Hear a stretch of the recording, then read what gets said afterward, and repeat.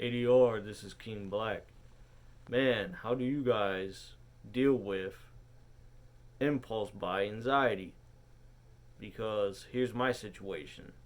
So, I ordered that new iPhone 13 Pro, right? 256 gigabyte, early November. Now, I already know on the website it said it takes about 3 to 4 weeks delivery time. Cool, right? So I'm already with the mindset, all right, it's going to arrive when it says, sometime early December. But on the same day, I ordered an Apple Watch, right? Because I'm like, might as well just see what, you know, this is all about after being an Android user since the iPhone 5S. And my Apple Watch was supposed to come by Black Friday, but it arrived 2 weeks early. So I'm over here thinking, all right, so if that happened, if it told me that the expected delivery date was between the 22 and 26, but it came here at the beginning, pretty fast after I ordered it, then maybe I got the hope, the small chance that the phone is going to do the same thing. Maybe they won't wait until the beginning of December. Because there's nothing worse than you see the expected delivery date and it's right at the last day of that expected delivery date and that's when you get it, or on that last day of the delivery date or any time in that time frame they hit you with the shipment delayed.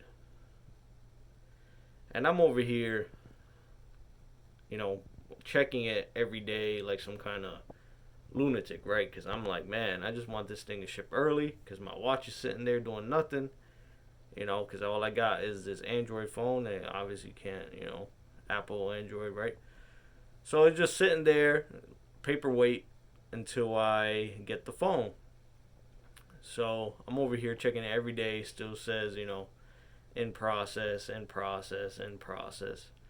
And, they got me over here hyperventilating like Jared Leto's Joker from Suicide Squad when he's looking down Common. How do you deal with online shopping anxiety, online shopping jitters? Because it's different when you can go pick it up at a store. But with this particular phone, can't do that because where I'm at, everything says unavailable, right? So only option is online. And yeah, if I would have just went for the regular 13, I could have had that thing in 2 or 3 days or picked it up locally. I didn't want the 13 because I said if I'm going to spend that kind of money, I might as well just go with at least the iPhone 13 Pro and go up to the 256 gigabyte version, right? But now it's biting me in the butt because now I gotta wait. And I get this thing in me sometimes. I'm not perfect, you know, where I get a little bit impulsive. And for the past 2 to 3 weeks, even though I know my phone is coming, I've been back and forth on the website looking at the iPhone 13 and saying, all right, I know I can pick this up today, use it for 2 weeks until my phone gets here, and then just keep the iPhone 13 that I buy as a backup reserve if something were to happen to my Pro. And I'm fighting my hardest internal battle not to do that. Because in my heart of hearts, I feel like that's not the right decision to make. It's not a smart money move. I'm always trying to advocate make smart moves with your money. And even if I can or can't afford it, you know what I'm saying? It's just a bug in your ear. Where like I can and I should, but I already have a working phone. Nothing's wrong with the phone that I got. Right? But I just wanted to have an upgrade. It's been like almost 3 years. So it's about time, and I'm gonna try to give Apple another chance since the 5S. I started getting tired of those software updates. But now every phone has got them now, even this one. Every time there's an update, it's like 1.8 gigabytes or 2 gigabytes worth of stuff. So, I mean, can't get no worse. Might as well get the 256 gig, right? Hopefully that'll last maybe another 2 or 3 years. And I wasn't gonna hold out for the 14 because I had already made my decision. I need to get this 13 because everybody's raving about it. You know what I'm saying? Maybe it's not that big of an upgrade if you still have the 12 because I understand that came out last year, and it's not that big of a difference to wanna, unless you get a good deal on trade in to get the 13. But yeah, back to my original thing. How do you deal with online purchase anxiety? How do you control that? Because it's been a struggle. Every single day, every couple hours, switching back and forth, saying I can do this, I can do that. It ain't that big a deal. You know, could always, re-gift the other phone later. But it's kind of same thing happened to me with the PlayStation 4 when that first came out. Searching and searching, bugging and bugging every hour. Right now with this PS5 stuff, I'm not sweating it. If I see it, I see it. I'm gonna get it, but I'm not paying $900 for it. You know, when you grow up, there comes a point where you realize, man, I don't play video games as much as I used to as a teenager, man. You know what I'm saying? PS5 is cool and everything, but I'm like,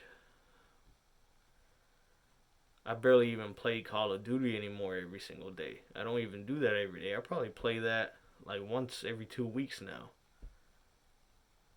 Just because my mind is on other things. There's stuff to do, housework to do, professional moves to make. You know what I'm saying? So I'm out here struggling and I'm trying to hold on. The question is, will I make it? And time will tell because either I'll make a video when the iPhone 13 Pro arrives or I'll make a video unfortunately showing iPhone 13 and then another video with the iPhone 13 Pro. It's just something and it's rare, you know what I'm saying? But when there's something that I really want to get, I just get this impulsiveness, man, and I'll make it work. I'll justify it any way I got to. I'll be like, listen, I'll sell a watch. You know what I'm saying? I'll sell a few rounds of silver if I got to make sure I'm not paying interest on that stuff, putting it on credit. You know what I mean? Don't put stuff on credit unless you can afford to pay that thing down. And if you can't afford to pay it off in 1 month, at least aim for 6 months or less. Don't be extending it for like a year, 15 months, man. You're just paying out all these interest dollars. You know what I'm saying? For what? It's like Rent-A-Center. You ever seen the commercials where it's like, rent this TV, 12.33 a week. But then in the small print at the bottom of the commercial, it'll say something like, for 122 weeks.